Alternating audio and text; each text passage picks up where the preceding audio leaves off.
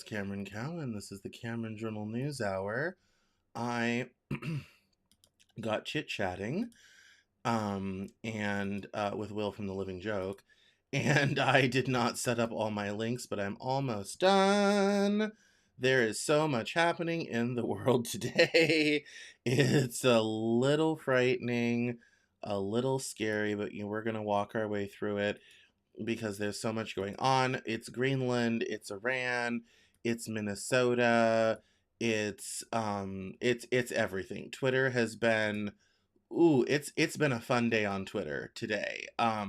Just everybody freaking out about the potential end of NATO, if things with Denmark go the wrong way over Greenland, whether we actually need Greenland. It just goes on and on and on and on. And on top of that, you have the Iranians calling for the return of the Shah, which I never thought would happen, especially given our interview last week with Zolal Habibi, who talked about that they were not a lot of not a lot of a love for the Shah for obvious reasons, and that is a whole thing. So we're going to dive into that. It's also we're also going to get into a new article from the Military Religious Freedom Foundation, talking about Pete Hegseth's Christian Nationalist crusade to remake the military, which was going on long before Mr. Hegseth came along, and that's a whole a whole thing. We're going to get into a little video from Midas Touch about what Greenland all means, and a big intelligence snafu that kind of also impacts the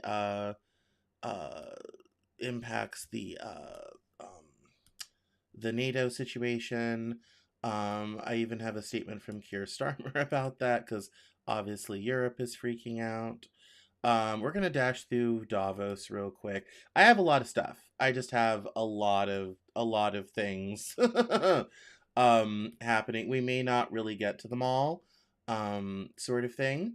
But yeah, we're gonna have some fun. So all my tabs aren't quite arranged the way that they need to be, but we're gonna dive right in. Before I do all that, though, I want to remind you to subscribe to my newsletter, CameronJournal.com/subscribe, or CameronJournal.substack.com. And also, if you'd like to support this journalism, please subscribe to the Cameron Journal Plus, which gets you into the private Discord, plus some other fun perks. And you can do that at CameronJournal.com/subscribe. Thank you to all my Cameron Journal Plus subscribers who do support the journalism. I appreciate that. I also social media at Cameron Cowan on Twitter, which is a fun place to follow. I post unique threads about different things, breakdowns of the podcast, all that type of thing. Facebook.com/Cameron L. Cowan. I'm also Cameron Cowan on LinkedIn, so you can follow me in all those locations. Before we get into the headlines, I have a personal note that I want to make. Today is Martin Luther King Day, as you might have seen. And I received word this morning that my father, Wardell McGee, passed and went home to the Lord, as we would say and he would say. This morning I received a call from family. He was 79. No, I take that back. 78, because his birthday wasn't until next month. 78. And he passed in Northport, Alabama, his home. And he'd been having health issues for a while, so it wasn't unanticipated. And although I was not there, I knew about it, and apparently he was ready to go, and he was ready for his health struggle to be over. Longtime listeners of the podcast will know I did not meet my father till I was 23 years old. And longtime listeners of the podcast will also know that he and I had a difficult and distant relationship for the past 14-ish, 15-ish years that we knew each other. But the last phone call we had, he was in a rehab facility and we were talking about everything. And the last phone call he had, he told me I love you about 5 times. And at the time, I thought it was a little bit corny. But as it turns out, it was the perfect final phone call for us to have. And so I'm going to be passing this a little bit along to family and everything. But I wanted to shout out my father. I mentioned it on Twitter this morning. Not that anyone would care. But he didn't always express his love in the conventional way, but he loved to follow me on social media. He reposted stuff from the show all the time. He liked stuff from the show all the time. One of the times I got in the argument about racism on Twitter, and I said Jim Crow is a thing. There are people alive who lived through it. My father lived through it, and he's still here. And he actually commented and said, "Yep, still going," which was really great and reinforced my argument. Um, So he loved interacting on social media. He loved basketball. He had a lot of interesting jobs. He was a snowplow driver for the city of Denver for years and years. He moved back down to Alabama in 2007. He had a brief part in a movie as a doorman at one point. He was a limousine driver for a while. He was a semi-professional baseball player for a lot of his adult life. And his moving up to Denver to kind of break out on his own was how he met my mom. They had a short relationship, but not all the results were bad. So, so I just wanted to give him a special shout out. It's been weighing on me a lot today, and it really shouldn't. We weren't that terribly close. Our relationship was brief in my 37 years of life and his 78 years of life. But I did enjoy some of the wonderful times I had in Alabama with the family. I went down there for Christmas one year. I went on a couple visits down there, and I was living in Seattle. It was a long flight. It was a lot closer now. And so I just wanted to shout that out to everybody and let everybody know that there's been a little death in my world. Death has been circling quite close lately. People who regularly watch know that I had a dear friend of mine pass last fall. And so it seems like every couple of months I'm doing a memorial for somebody. Um, oh, thank you, someone in the comments. Thank you very much. It seems that I spend a lot of time doing memorials now, which is really really difficult. But I wanted to shout that out because it's been on my mind all day today, and I have not hardly been able to focus. I think I'm still processing, but I also come from people for whom the best way to get through grief is to begin working. So let's do that and dive into the headlines. Let me do this. Let me change to video. And let me get rid of this overlay, which was from last week's Living Joke Show. And I did not change the overload. Or the overlays, rather. And we will begin right now. We'll dive into international news because we're gonna talk about Venezuela and Greenland. We'll just do that for an overlay. And let me get rid of those and get rid of those and move that over here. And here we go. Oh, hello. Thank you for commenting, person on Twitch that says, "Yo, what's up, fat guy?" I am very fat. Thank you for observing. I'm doing well. Thank you. Let's talk about Venezuela. So, in the midst of the crisis in Greenland and everything else, we're still in the middle of the Venezuela situation. And Cory Booker was speaking out against this morning, and I thought this commentary was rather interesting. It says here, now they're including the Venezuela strikes in the narrative, and not just Greenland. This is a shift. The words illegal, he said it out loud in writing.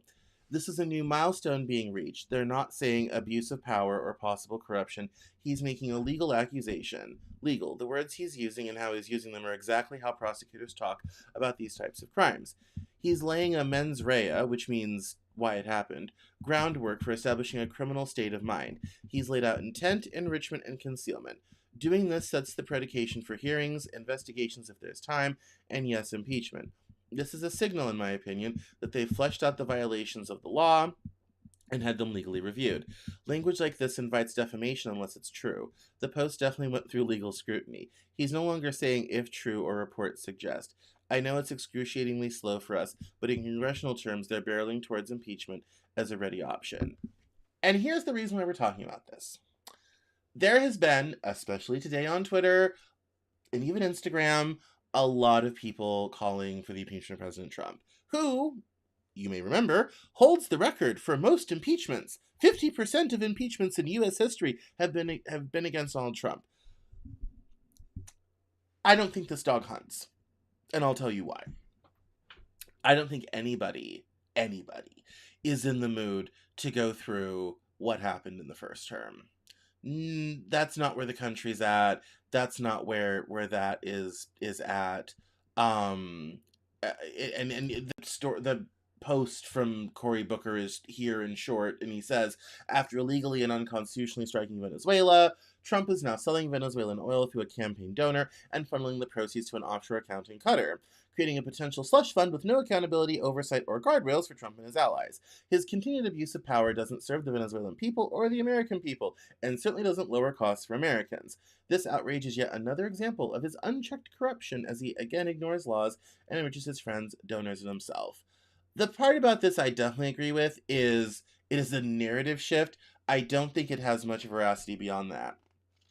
And I'll say, because no one's in the mood for it. And honestly, Democrats would have to knock it out of the park for the midterms in November.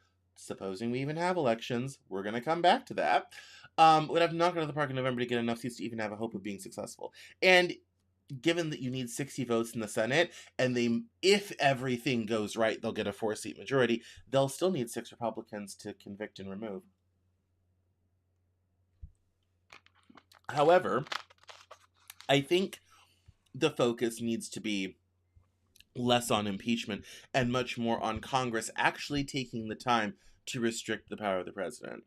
That would be a far, far better option. I'm not any happier about the strike in Venezuela than everyone else, although I am happy that Maduro was gone. I'm just not happy with the way it happened. But no one's happy. No one's sad to see the back of Nicolas Maduro. Let's be clear about that. And the people saying that, oh, well, we should... No. The world's a better place for being rid of Nicolas Maduro, but the way in which it was done is not great. Congress should work on that, not on impeachment. However, I think this is a very interesting... I do agree with this person. I think it is a very interesting narrative shift, and I think there's definitely a certain case being made, but I don't think it leads to impeachment. Moving right along, so this post is rather interesting because it gets into alliance systems. And before we do that, I want to... Let's listen to Keir Starmer talk about Greenland before we dive into that post. Is a close ally of the United Kingdom and of the United States, a proud NATO member that has stood shoulder to shoulder with us, including at real human cost in recent decades. Alliances endure because they're built on respect and partnership, not pressure. That is why I said the use of tariffs against allies is completely wrong. It is not the right way to resolve differences within an alliance. Nor is it helpful to frame efforts to strengthen Greenland's security as a justification for economic pressure. Such measures hurt British workers, British businesses, and the British economy. And that is why I've been so clear on this. Is a close ally of the United Kingdom. It's kind of cut off at the beginning, but he's talking about Denmark. So the reason why I picked this out is because it was quite, with everything going on between the transatlantic partnership and Greenland, we've had multiple statements. This one is from Keir Starmer, and I wanted to start with that first because this post is a bit disingenuous, and it's really the first part. It says here, nobody can tell me what a, quote, alliance, unquote, actually is. I've literally seen supposedly in touch and educated Europeans say things like if NATO collapses, Europe will rearm and manage its own defense within 10 years. If you need 10 years to rearm, you aren't in a defense alliance, you are a free rider outsourcing your defense requirements. I've seen criticism for Europeans that if only the US was determined, we could have kicked Russia out of Ukraine, as Europe only recently started providing any military support and still expects the US to handle everything. That's not an alliance, that's a free riding problem. Until anyone can seriously answer number 1, what are shared threats we agree upon, and 2, how we will burden share responsibilities equitably, there's no alliance, it is a free rider and service provider. Okay. The rest of it is not important. This is what's important. So remember, Keir Starmer just said, not using terrorists against alliance and partners, alliances are built in trust, all this type of thing. There's a very specific reason we have disincentivized Europe from rearming. Let's open the history book together. In the 20th century, before 1950, Europe managed to have 2 world wars that killed 100 million people on almost every inhabited continent on this planet. And after 1945, some very smart people said, maybe we should take the guns away from the people conducting all the wars. Not just the Germans, everyone. And so, Europe did not necessarily rearm a whole lot after World War II. Now, admittedly, early in the Cold War, Europe was more armed. Some countries, like the UK, like France, mostly because they had overseas colonial possessions, needed to retain certain capabilities, and their economies were large enough to do so. Germany was disincentivized from rearming. Most of Eastern Europe was under Soviet control by about 1952. And in Western Europe, you had a handful of countries who could basically hold off the Soviets long enough for America to arrive. Especially during the Cold War, there was a fear that without Western Europe being able to ably defend itself in an emergency, waiting for the US to more fully arrive with more assets, that was sort of good enough. At the end of the Cold War in 1991, there was mass disarmament around the world. The United States and Russia reduced arms as part of treaties, especially nuclear weapons, around which a lot of those treaties have now expired. But at the time, we had a handful of nuclear non-proliferation treaties, and that had required a certain amount of disarmament. Europe, especially Western Europe, reduced spending on arms following the Cold War. And that has left some countries like Spain, post-Franco Spain, Portugal, Italy, Germany, South Central Europe without a lot of military spending. Eastern Europe hadn't had military spending because most of them were part of the Warsaw Pact or part of the USSR, and there were a variety of security agreements. Some countries, looking at you, Romania, overspent on the military, like the rest of the Soviet Union. Other parts were under more direct control and did not at all, like Ukraine.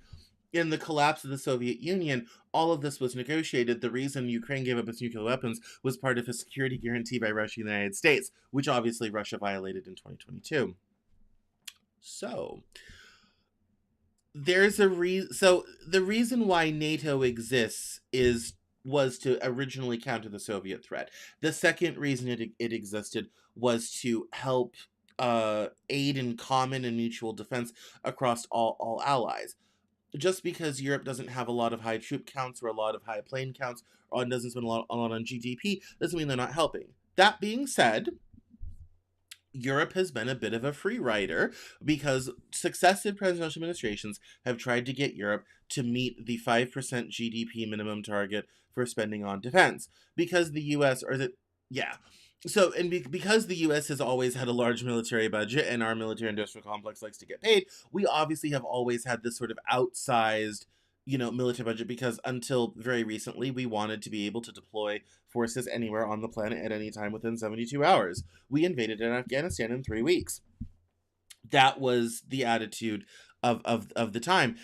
In a post-Cold War environment, there was not until very recently a huge reason for Europe to rearm. That does not necessarily mean an alliance is weaker. There are other NATO countries with capable militaries. There are other NATO countries that could serve as that stopgap. In the event of some sort of Russian action.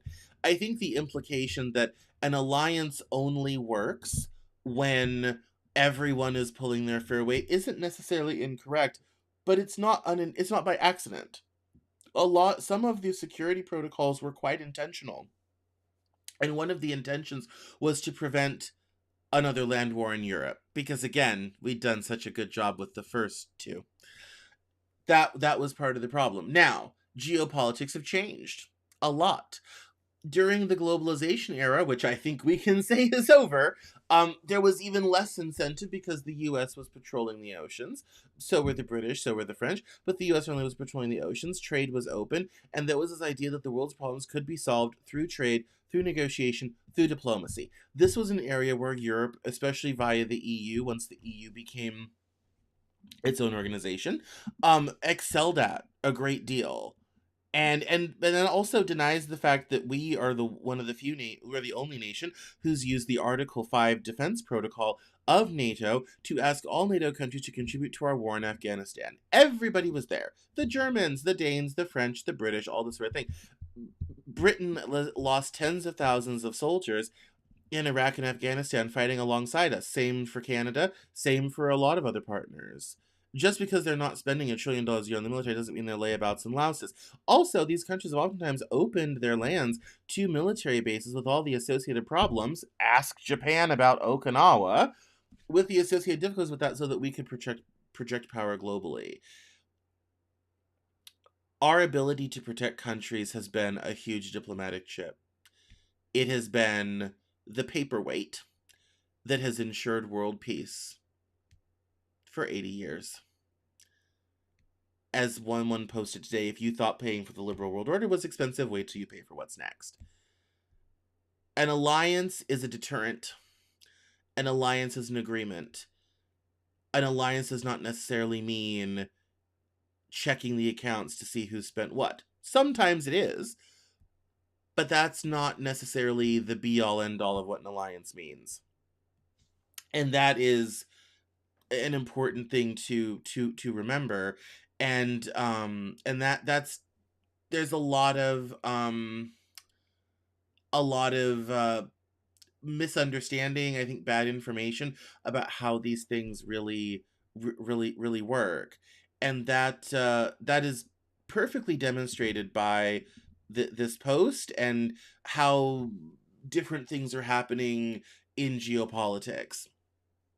And that's extremely prescient, especially given this video, which is Emmanuel Macron talking about a major intelligence leak between the United States, Ukraine, and Russia. So I love the Krasenstein brothers. It says here, a French media report says Ukrainian intelligence stopped sharing high-value intelligence with the U.S. after concluding American leaks were reaching Moscow, citing a severe breakdown of trust during the Trump administration. The claim is attributed to senior Ukrainian intelligence leaders. Between this and the Greenland mess, can we just impeach Trump already? See what I mean? Everyone's got that on the brain. Not a thing. Anyway, I don't know if this is in English or not. If not, I will translate. Où l'Ukraine était éminemment dépendante des capacités de renseignement américaines, à une écrasante majorité, il y a un an. Aujourd'hui, les 2/3 sont fournis par la France. Les 2/3. Alors cette déclaration, elle est passée un petit peu inaperçue. Okay, he's talking about going to the U.S. to negotiate about Ukraine. That's not necessarily hugely important. They're going to get into the intelligence thing right now, but it's in French. We won't watch the whole thing. Krasenstein had the most important part. He was talking about his upcoming trip to the United States to negotiate about Ukraine, which is fine. So there's so much else going on today. This should be a much bigger story than it is. Basically, what had happened, I had read in other reports, is that the French and the Ukrainians decided to see how much intelligence, or if intelligence, about Ukraine was reaching Moscow. They fed fake information through to the Trump administration, found out about it on the other side, and concluded that yes, that was definitely happening. And this was all exposed in this report, and that's how we that's a troubling thing. But the result of this, and I don't think I have any stories in here about this, but the result has been a lot of new people bringing up Trump's ties to Russia and the Russia hoax that was never really a hoax, but that's a whole other conversation. Anyway, the whole Trump is a Russian intelligence asset has gotten brought up again in a big way. People are reposting articles, people are pointing at it again, all this type of thing. I don't necessarily know if that does or does not apply to Trump specifically. There's evidence for, there's evidence against. The only people who know that for sure work in Moscow. However, this is troubling simply because if Ukraine cannot trust their biggest ally who's applying material support, then Ukraine is in very deep trouble. Also, the fact that they're not providing us with high level intelligence anymore makes it a lot harder for our assets on the ground, and yes, we do have assets on the ground in Ukraine. It's a lot harder for them to become a part of the fight and operate effectively either. Minus the fact this is a betrayal. Now, when we think about those thoughts about trust, those thoughts about being able to trust alliance partners, all this type of thing. If you can't trust your friend, do you want to hang out with your friend? If the United States becomes untrustworthy, which it's hard to think of it any other way after today, it will have devastating geopolitical consequences. If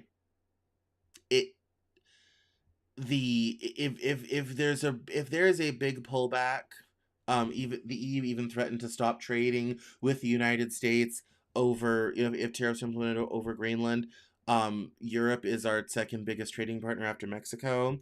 And for those of you wondering what do we get important from Europe, insulin. 74% of insulin is manufactured in Denmark specifically. It would take us a year and a half to replace that production capacity.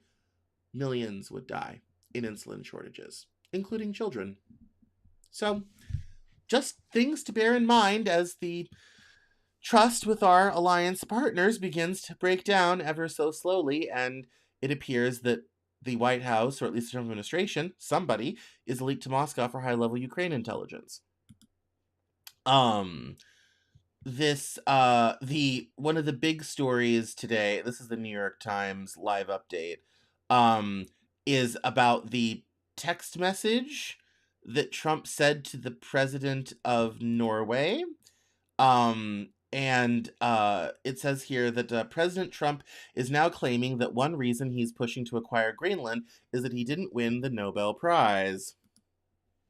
And that might sound odd, but it would sound, weird, except it's real. According to a text message he sent to Norway's Prime Minister over the weekend, Jonas Gahr Støre, Norway's leader, received the text message on Sunday, an official in the Prime Minister's office said on Monday. Quote, "Considering your country decided not to give me the Nobel Peace Prize for having stopped 8 wars plus, I no longer feel an obligation to think purely of peace, although it will always be predominant, but now can think about what is good and proper for the United States of America," Mr. Trump wrote in the message, which was first published by PBS. Mr. Trump also questioned Denmark's claim to Greenland, saying, quote, "There are no written documents," and adding, "The world is not secure unless we have complete and total control of Greenland. Thank you." The tensions over Greenland have sharply escalated in the last week, and the message injected a new level of uncertainty into Mr. Trump's thinking and his campaign to gain control of the island. Greenland has been a part of the Danish kingdom for more than 300 years, and world leaders have condemned Mr. Trump's insistence that the United States take over the territory, a giant icebound island in the Arctic region. According to copies of the messages provided by the Norwegian Prime Minister's office, Mr. Trump's message was in a response to one that Mr. Støre sent to Trump on Sunday. It was co-signed by the President of Finland, Alexander Stubb, a leader with whom Mr. Trump is close. The European leaders asked to speak to Mr. Trump about Greenland and his threat of using tariffs to pressure Denmark into selling it, which Denmark has refused to do. They asked for a phone call and struck a collaborative tone, writing, "We believe we should all work to take this down and de-escalate. So much is happening around us where we need to stand together." After Mr. Trump's response, Mr. Støre said in a statement, quote, "As regards the Nobel Peace Prize, I have on several occasions clearly explained to Trump what is well known, namely that it is an independent Nobel committee, not the Norwegian government, that awards the prize," Mr. Støre said. The White House did not respond to requests for comment. Mr. Trump has repeatedly challenged Denmark's claims to Greenland, but in decades-old agreements that the United States has signed with Denmark, the United States has recognized Denmark's close connection to the island. A 2004 amendment to an older defense pact between Denmark and the United States, which grants the United States broad military access, explicitly recognizes Greenland as an equal part of the Kingdom of Denmark. And in 1916, Denmark sold what are now the U.S. Virgin Islands to the United States for $25 million in gold. In the treaty for that deal, a clause reads, quote, "The United States of America will not object to the Danish government extending their political and economic interest to the whole of Greenland." In the past year, Mr. Trump has repeatedly vowed to get Greenland. Denmark has repeatedly rebuffed him. Denmark's position is that it does not have the authority to sell the self-governing territory, and that Greenland's 57,000 inhabitants will decide their own fate. Polls and interviews show that an overwhelming majority of Greenlanders strongly oppose joining the United States. On Saturday, Greenlanders staged the biggest protest of recent months. Hundreds marched through the snowy streets of Nuuk, the capital chanting, "No means no, Greenland is already great, and Yankee go home." In the past few days, Denmark and other European countries have sent more military forces to the island. Small groups of Danish soldiers dressed in green camouflage and dark woolen hats have been walking through downtown Nuuk. Beyond the harbor, a 200-foot-long Danish warship capable of breaking through ice has been patrolling the shoreline. A much-anticipated three-way meeting last week of the United States, Denmark, and Greenland, hosted by Vice President J.D. Vance in Washington, did not produce any breakthroughs and seemed instead to create misunderstandings. It was the first time Greenland had been included in such high-level discussions, and the Danish and Greenlandic officials left saying that a working group had been formed to explore possibilities for a solution. But the Trump administration said afterwards that the two sides would begin technical talks on the acquisition of Greenland, a statement that raised even more concern in Greenland, in Denmark, and across Europe.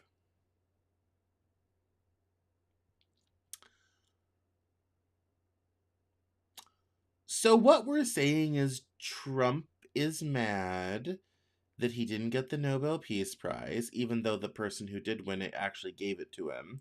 That happened last week. And therefore, ergo, Greenland is his next big thing. Here's the funny part. Trump may not know that Denmark and Norway are separate countries. He just kind of thinks of them as all of one amorphous blob sort of thing. Which is rather interesting and entertaining. Again, it would sound weird, except for the fact that it's real and it happened and we have it from the Norwegians, and this is just, this whole thing today has just blown so wide open. It's not even funny. It's I think the problem for Trump is it's personal. And ironically, his own book, The Art of the Deal, expressly says not to do that, which I think is funny. He's kind of breaking his own rule book on how to do deals. You can't let them be personal, and he's making it personal. I think it's also kind of frightening when he says, I no longer feel an obligation to think purely of peace. I'm not going to ask what that means, because, the answer's obvious and the answer's rhetorical. But I kind of wonder where his head is at with all of that. But that is the latest with the Greenland situation. That's kind of where it stands today. And there is, given all the military stuff that we have in Greenland, there's really no need for us to own it. I think Trump is doing this to own Europe. And not own as in buy it, I mean own in internet speak. Just to kind of, pwn Europe.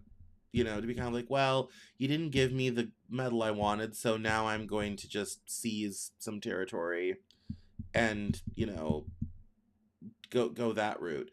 Which is kind of frightening. It strikes as a little bit of a temper tantrum, but it is blowing the whole situation wide open. There is a lot of threats from Europe coming out on economic sanctions, ceasing trade, tariffs, all this type of thing. Trump is doing the same.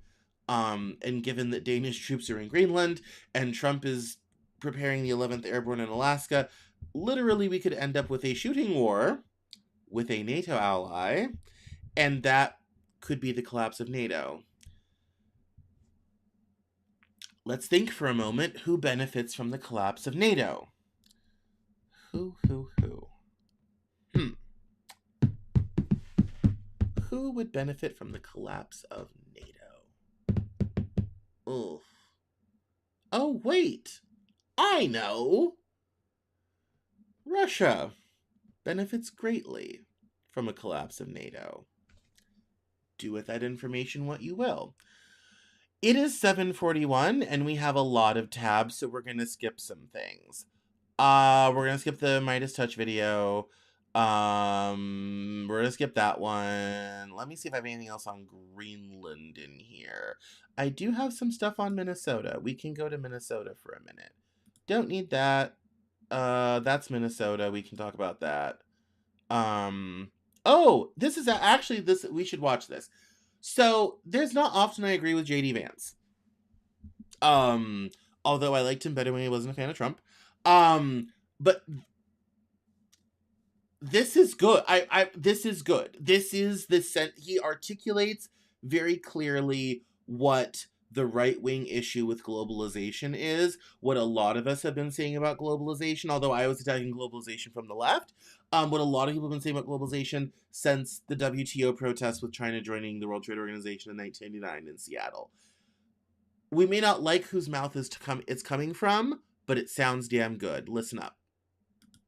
Because there were two conceits that our leadership class had when it came to globalization.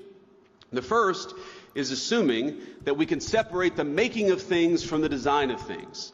The idea of globalization was that rich countries would move further up the value chain while the poor countries made the simpler things. You would open an iPhone box and it would say designed in Cupertino, California. Now the implication, of course, is that it would be manufactured in Shenzhen or somewhere else. And yeah, some people might lose their jobs in manufacturing, but they could learn to design, or to use a very popular phrase, learn to code. But I think we got it wrong. It turns out that the geographies that do the manufacturing get awfully good at the designing of things. There are network effects, as you all well understand.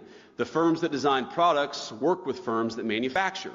They share intellectual property, they share best practices, and they even sometimes share critical employees.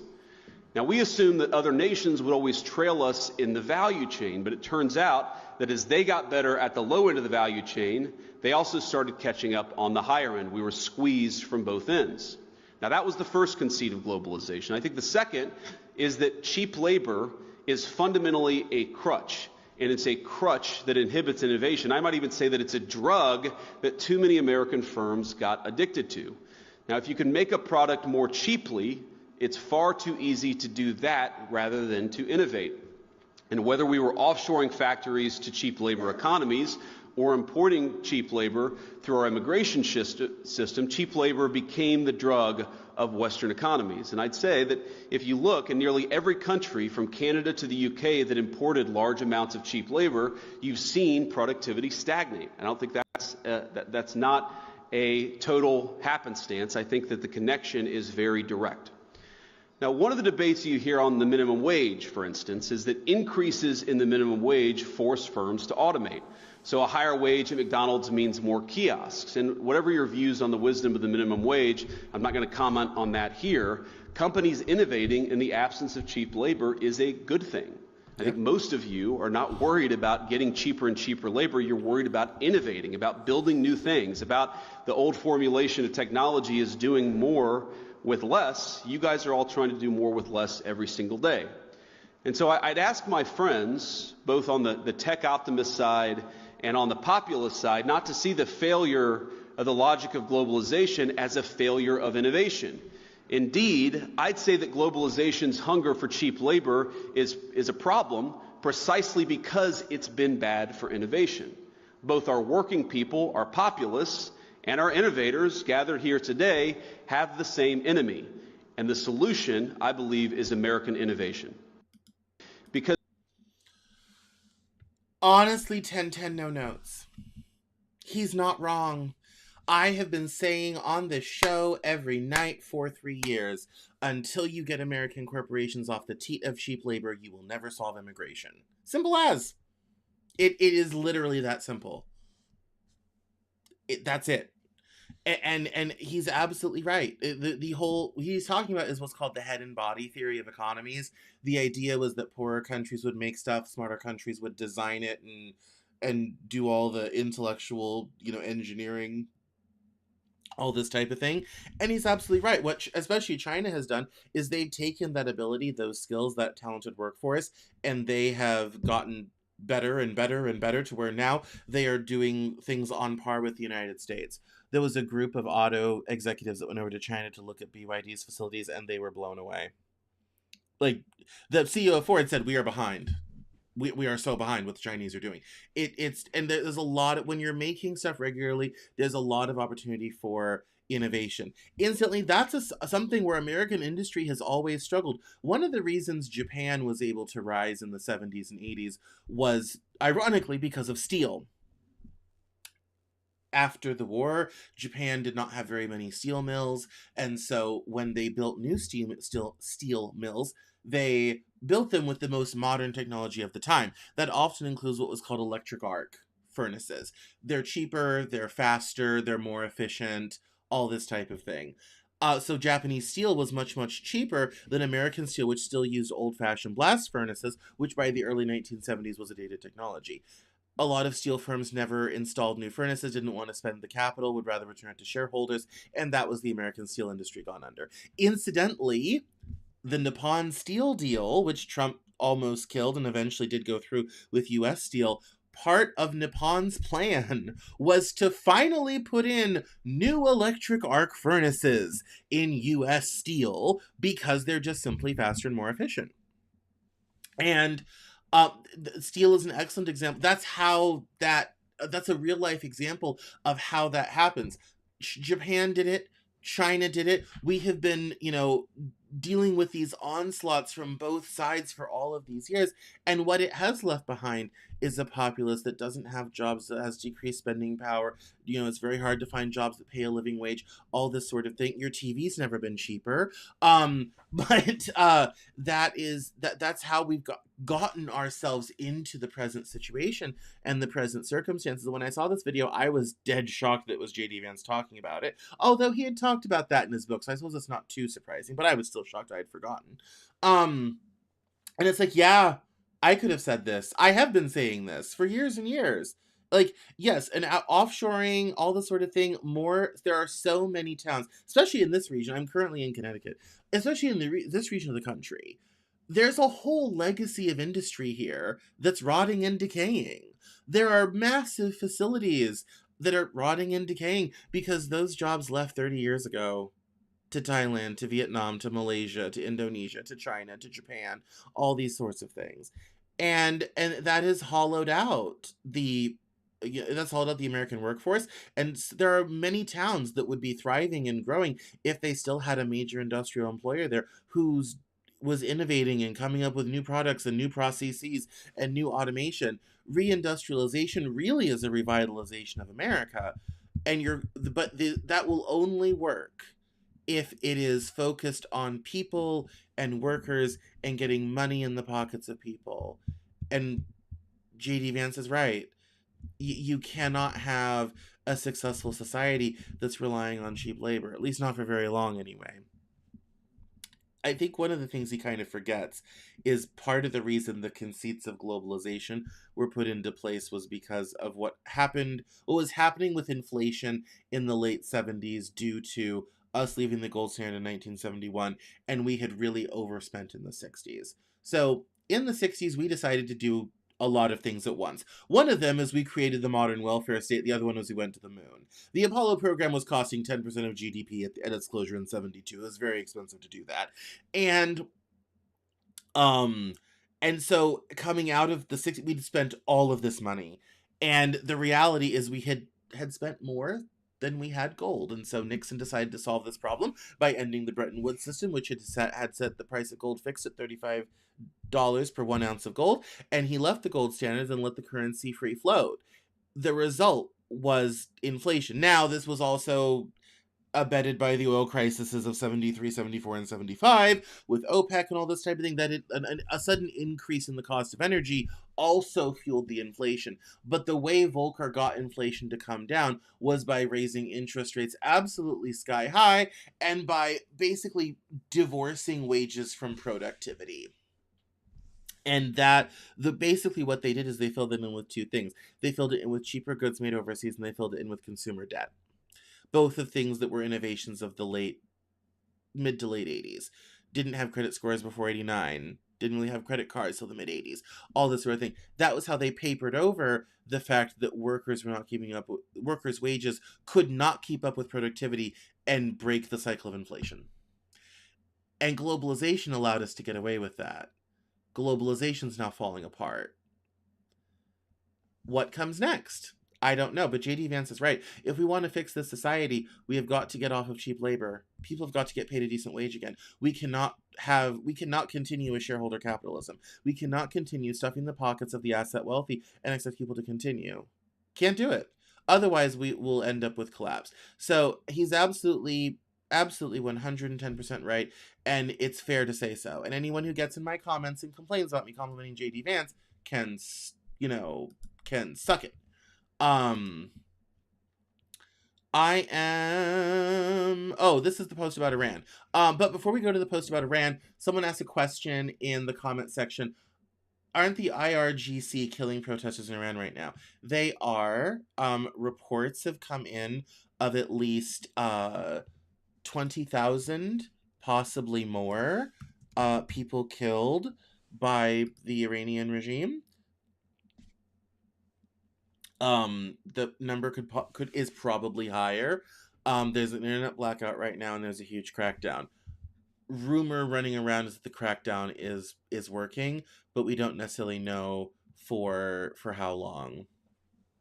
I want to dive in to this piece. It's full on Substack, but we're going to kind of go to the end. Where it says, well, we'll skip over a little bit. So it says here, there's an enormous amount of misinformation circulating about the current Iranian revolution. Almost all of it stems from historical revisionism and distortion deliberately spread since at least the 1970s by the Islamic regime and its ideological allies, most prominently the Islamist Marxist terrorist called MEK. Two core mantras have been relentlessly repeated by Islamist and Marxist camps and successfully entrenched over decades. The first is the claim that the Shah was a murderous dictator and a footman of the CIA. Now, just know that's the informational bit. Coming down here to the bottom, this context matters because it stands in stark contrast to the mythology constructed around the Shah. Pahlavi is portrayed as a bloodthirsty dictator, yet even his critics speak of only a few thousand deaths, including executions nearly over 4 decades. The majority were linked to Marxist terrorism or Islamic insurgency. The highest estimates, around 3,000, span an entire era and describe a security state confronting political violence and terrorism, not the systemic killing of civilians. Now contrast this with the Islamic Republic or any other regime in the region, including NATO member Turkey and Erdogan's mass killing of Kurds. According to Iran International and Iranian human rights networks, there's a clear pattern. In 78 to 81, 88, and 19, 20, and 23, and the most recent wave, tens of thousands have been killed in extremely short time frames during crackdowns. Reports of 20,000 killed within weeks point to meticulously organized and executed genocidal waves carried out by the IRGC and proxy Arab militias. The barbarity of these operations includes street executions, rape, systemic maiming, the deliberate blinding of protesters, and the burning alive of defenseless civilians. As always, under closed terror systems, precise numbers remain unclear. However, the scale exceeds anything comparable to the Pahlavi area. Pahlavi's monarchy was a modernization project with very limited authoritarianism, constrained by institutions and guided by a forward-looking civilizational model that neither rested on a morbid ideology nor sacralized killing and industrialized terror. Curiously, Reza Shah and Mohammad Reza Shah are portrayed as authoritarian dictators, despite being comparatively liberal next to Mustafa Kemal Ataturk, who ruled ruthlessly, crushed all opposition, and is still revered as a national hero. The key difference here is timing. Ataturk emerged as a nationalist revolutionary on the ruins of the Islamic Ottoman Empire, which allowed him to take over Turkey. And it was kind of interesting because the Shah was not always popular. He was a bit decadent. This is a man that had his lunch flown in via Concorde for a while. Late in the, from Paris, so he could have, Parisian lunch sort of thing. Horrific waste.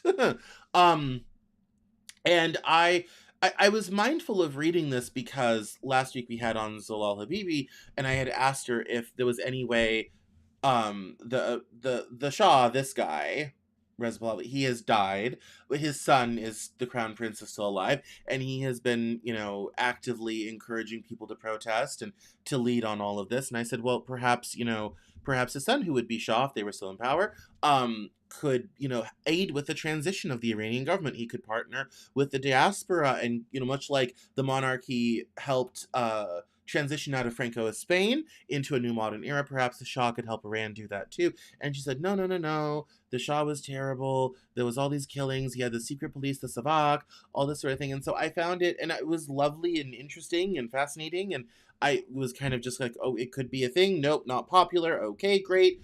And this is kind of interesting to kind of stand in contrast to that idea that, the Shah wasn't necessarily so bad, and that, perhaps bringing back the monarchy to Iran is a better idea than the current theocracy. I think anything would be better than the current theocracy, but it appears that a lot of at least the diaspora resistance groups, like the one we spoke to, are looking for just a more modern democracy than maybe a constitutional monarchy with a history of a leader, hereditary leader that had been violent against the Iranian people.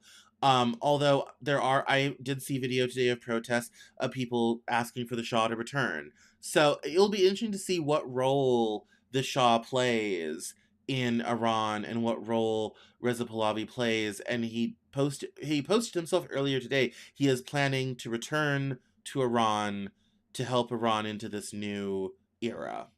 It'll be interesting to see how these resistance groups that have been around for 40, 50 years and the Shah clash together in creating the new institutions and the new government of Iran once the present government is unseated. And I don't know if they're going to survive this. They have survived stuff before, but this one I think is particularly bad. And I think it's a very hard time right now if you are in the present Iranian government. This is a long article in The Atlantic about the America and the World and the Changing World Order. Might have to say that for the newsletter. This is about Davos, which is not important, all this type of thing. That's a post about the thing we just talked about with Norway. This is more to do with Minnesota, and we should check in on Minnesota quickly. This is really important, and I might save it for next week because it's evergreen.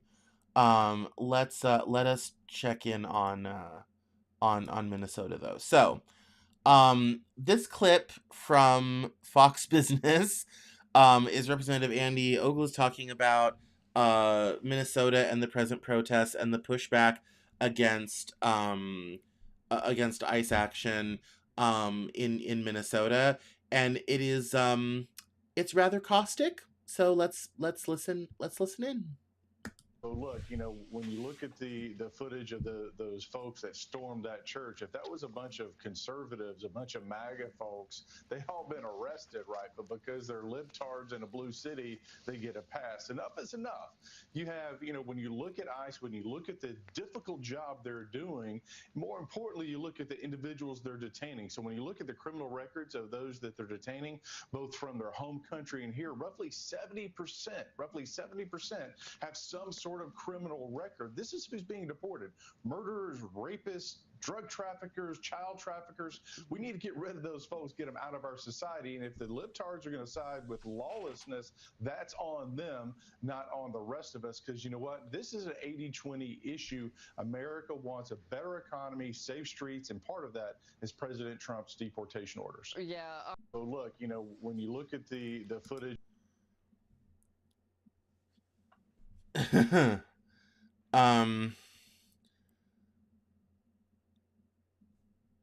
That's certainly a position. The position is not exciting. I think it is. I mean, and he's not necessarily wrong about the people protesting in a church because the pastor was connected to ICE. That was a thing this weekend. There were protesters who attacked a church during services because the pastor there has been working with ICE. Don Lemon was there. I saw a tweet that said that he might be getting charged, catching federal charges for being a part of that under the KKK Act. And he's not wrong. If MAGA people were marching into a church in protest, it probably would not have gone down that way. However, I think it is unbecoming of a sitting congressperson to use a word like libtard on television. I think it is entertaining the casual way with which he just lets that fly and Fox doesn't push back on it. It's also an indication that he doesn't necessarily see the other side as people. Now, one could definitely argue there's plenty of liberals who think the same thing about MAGA people. That road travels both ways, and it's very wide, well painted, and plowed. This is so emblematic of what's wrong with political dialogue today, though. I mean, the situation in Minnesota is quite perilous given the present giant corruption scandal involving the Somali community, and given, you know, what's happening with ICE and the protests and the shooting of Renee Good and how that has become a thing of the moment and all this type of thing. It is quite obvious we're not seeing each other as fellow citizens. We're not seeing each other as people participating in society. We're seeing each other as MAGA Nazis and libtards. And that's it. That's the sides, whatever have you. And I guess I don't expect a backbench congressman from Tennessee to be mindful of all of these things, but it is a rather, you know, stark and sad moment, I think, for the country. I heard a comment. Oh, someone says the priest had the same name. He was unrelated to ICE. Well, see, that's even more dumb because then that whole protest was pointless. Is I had seen only a couple videos about it. The one with Don Lemon talking to somebody, and there was another several tweets this morning about it. No. See, that's even more dumb. And regardless of whether he was, thank you though. Regardless of whether he was related to ICE, those protesters shouldn't have been there. Not at church, not during that whole idea was so dumb. Mostly because, and here's the important part, the right to protest ends at the sidewalk because the church is private property owned by the church. So if you want to protest the church, you have to be outside on the street and the sidewalk. Now out there, you may put up as many signs as you wish. You may stand there all the live long day at 20 degrees in the snow. That's all fine for you. But that they should never have gone inside. They should have never interrupted services, all this type of thing. Regardless of all of this, the political dialogue on all of this is absolutely gone to hell in a handbasket. And the fact that they didn't even get the right place to protest is even worse. So, terrible. Let's see. Oh, yes, here was the story about the 11th Airborne Division being on standby. This is Soldier of Fortune magazine. On standby for possible deployment to Minnesota. Although I don't think that's necessarily the case. This person says that Minnesota would be a good place to stage these forces in the lower 48 to prep them for Greenland. People are convinced that they're sending in the 11th Airborne Division into Minnesota because there's now a potential conflict between ICE and the Minnesota National Guard, which Tim Walz has called up to restore order. So you're going to see this because it's been all over social media, not just Twitter, but elsewhere. You're going to see this. We have no proof that the 11th Airborne is going to Minnesota, so just slow that roll. They're probably preparing to go to Greenland, which is a whole other problem and a whole other matter. So, but you're going to see, from a narrative perspective, you're going to see stuff like this. And this is where it's so kind of confusing right now because this was the original post about the Nobel Prize. There was, just there's so much going on right now. It's so crazy. This post was very emblematic. It says the president is occupying a major city with armed paramilitaries. Is blackmailing treaty allies to hand over their sovereign territory. fair, is trying to set himself as the chairman for life of a UN rival with $1 billion fees for permanent membership. That's his peace council. And is talking about canceling elections, which Trump talks about casually all the time and can't be taken seriously until he does something. There's so much going on right now, but particularly the situation in Minnesota is so difficult because you have, this immigration situation, you have this massive corruption scandal, you now have people getting shot, and here's the problem with violence. Once violence starts, it's easy for it to escalate. Like, it's very easy for violence to beget more violence both ways. You see this with insurgency groups, you see this with things all the time. Violence is very good at making more violence. And my worry is that as we have more people protesting, more people trying to stop ICE, and not even at the right address, then there's going to be more opportunities for more conflict to occur. And as more conflict occurs and it gets, even worse, it gets more and more dangerous, and the chances for a larger and more protracted conflict get even worse. And for historical reference, you can see things like Kent State. There are other, instances where that has happened, and you've ended up with Kent State wasn't a huge loss of life. It was more psychological. Only 3 people died, but violence does beget more violence, and that is its own danger and its own thing. Oh yes, that's Trump Russia thing. I'll talk about the newsletter. Oh yes, with the not wanting to do elections, the preservation of our nation is more important than elections. Prepare to see a lot more talking points like this rolling out next. You don't preserve a nation by discarding elections, you dismantle it. Narratively speaking, yes, you could hear this a lot more. And that is something we should all be very, very concerned about. But it is, oh, now this was good. We're going to save that for next week. And we're going to save that for the newsletter. But this is good. This is from David Sirota. Things are bad in it right now, but some perspective helps. Not too long ago, leaders of both parties forcibly sent American teenagers to die in Southeast Asia, and then they had lied the country into another war that cost $1 trillion and killed 1 million people, all while the economy was being rigged for bankers and billionaires to loot everything. Maybe the past politicians seem to you like nicer dudes than the current White House occupant, but things have been going in the wrong direction for a very long time, and even if you weren't paying as much attention because everyone had been a little bit more polite. The fact is, much of what we're living through now is less an anomaly and more a horrible culmination. I said, fuck yeah, David Sirota, when I read this morning. And that kind of loops back to the J.D. Vance video. Actually, this isn't the end. I don't know why I don't follow David Sirota. He's from Denver even. It loops back to the J.D. Vance video. We're at the end of that. All that stuff I said about the gold standard and Nixon and inflation, blah, blah.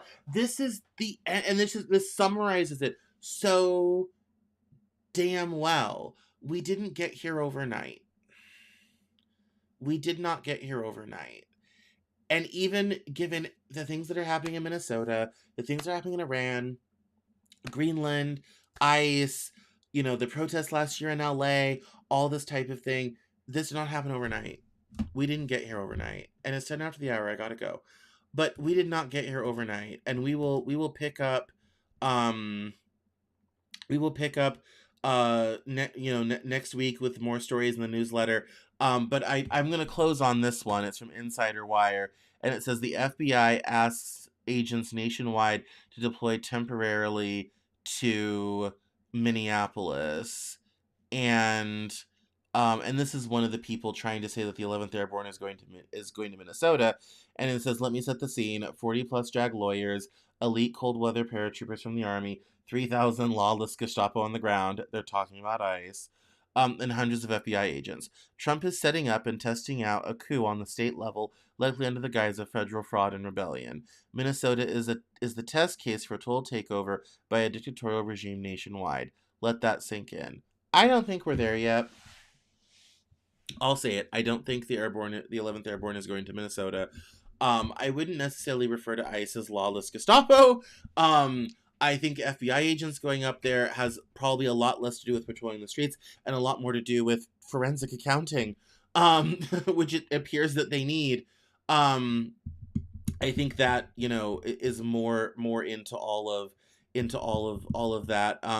The 40 plus JAG lawyers, I'm not quite sure what that's for or about.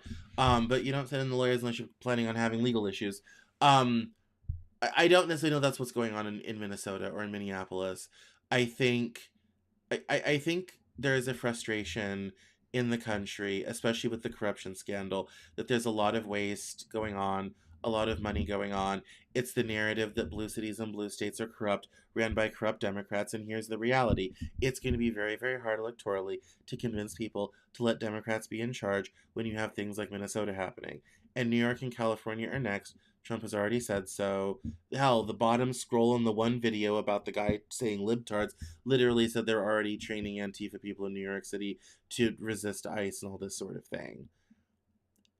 This whole situation is getting out of control in more ways than one. Unfortunately, I don't think anyone has any restraint on either side.